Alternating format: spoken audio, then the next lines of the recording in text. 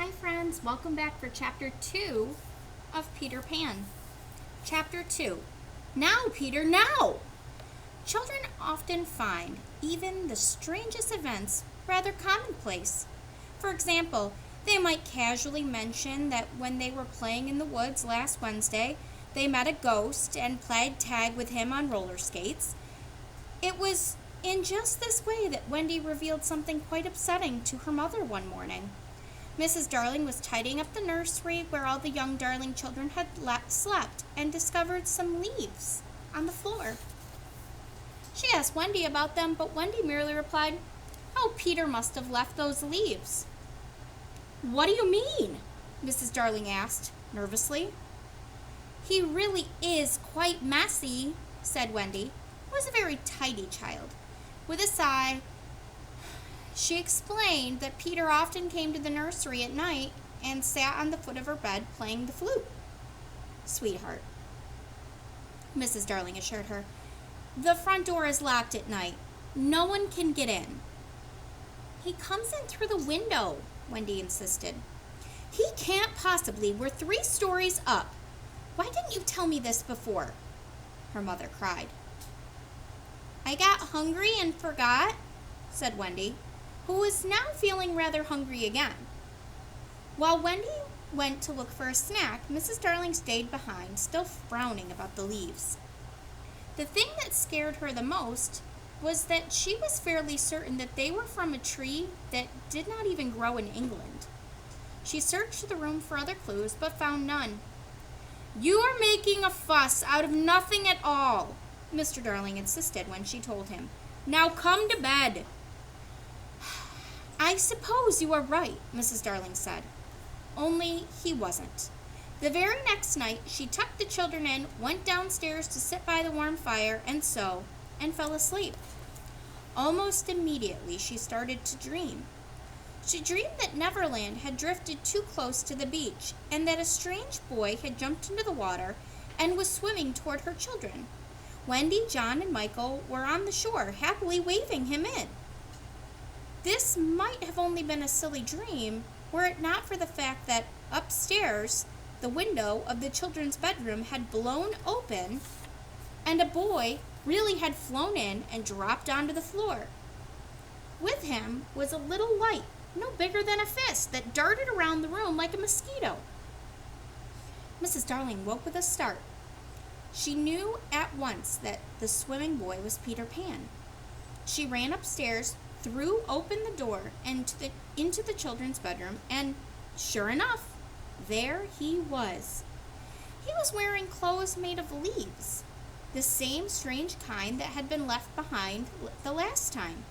But the strangest thing about him was that, although he must have been very old now, at least as old as she, he still seemed to have all of his baby teeth.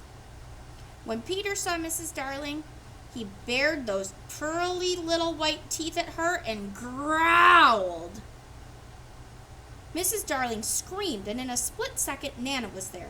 She growled too, and lunged at Peter.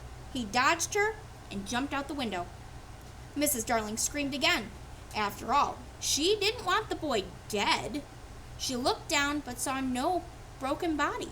Looking up, she saw what looked to be a shooting star speeding away. When she turned, she saw that Nana had something in her mouth. It was Peter's shadow. Nana had nipped it in her teeth right before Peter jumped, and the shadow had snapped off. Nana wanted to hang the shadow out the window so Peter could come back and get it without bothering the children. But Mrs. Darling thought it would look like laundry drying.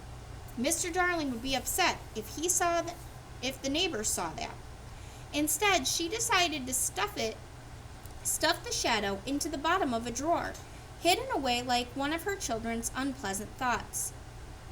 "That horrid dog," Mr. Darling said when she told him the next day what had happened. "She can't go around snapping off people's shadows left and right. Why, we'll be sued." Poor Nana. And poor Mr. Darling, too. He knew he was being awful and unfair, but he couldn't help it. He was frustrated and jealous about all of the people doing better in the stock market and all and about the children loving Nana so very much, possibly more than him. It didn't help matters that Nana had brushed up against him yesterday, getting white hairs all over his coat. "Go to the doghouse where you belong," he yelled at her. "George," Mrs. Darling whispered, "remember what I told you about that boy?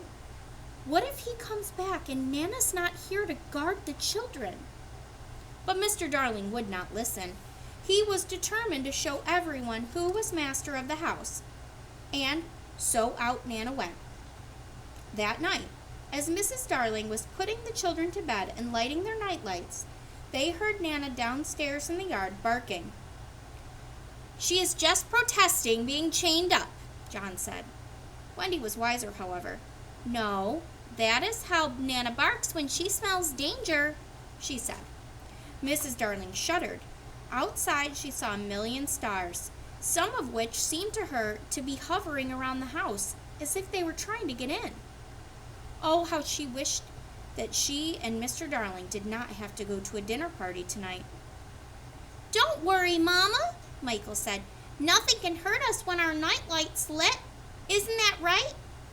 This was something Mrs. Darling had told the children in the past, so she couldn't very well take it back now. "That's right," she said soothingly. "Nightlights are the eyes a mother leaves behind at night to watch over her babies." Besides, she told herself, she and Mr. Darling would be so close, only a few houses away. What could possibly happen? But a few minutes later, Mr. and Mrs. Darling were outside, strolling arm in arm to their dinner party. They were being observed from above. It was the stars, spying. The old stars were glassy-eyed and bored, but the little ones were curious and full of wonder and winks. They didn't particularly care for Peter, who liked to sneak up behind them and try to blow them out, but they were generally fond of fun. And Peter was all about fun, so they decided to help him tonight. The instant Mr. and Mrs. Darling were safely inside the neighbor's house, a commotion broke out in the heavens. A chorus of the smallest stars in the Milky Way cried out, "Now, Peter, now!" And that was chapter 2 of Peter Pan. Thank you so much for listening. Have a great day, and remember, be kind.